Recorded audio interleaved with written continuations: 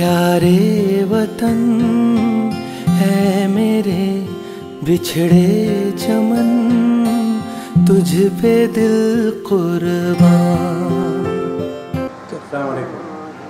15 अगस्त योम आज़ादी की मुबारकबाद सारे हिंदुस्तान भाई, आंध्र प्रदेश भाई, हमारे कड़पा के जो भी फ़र्दन हिंदू, मुस्लिम, सिख, ईसाई, हर हिंदुस्तान के फ़र्द को मुबारकबाद देता हूँ। इसके साथ साथ नेक ख्वाहिशात के साथ हम सब मिलकर कोई ऐसा एक मज़हब नहीं है, हम सब मिलकर एक कौम के वास्ते खिदमत करेंगे।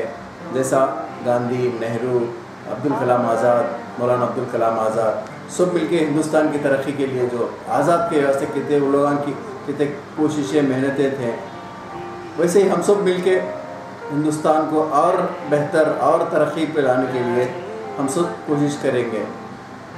इसी के साथ मैं अपनी बात को ख़त्म करते हुए सब एक और मरतबा आप सबको 15 अगस्त योम आज़ादी की मुबारकबाद देते हुए मैं अपनी जगह लेता हूँ। अस्सलाम वालेकुम।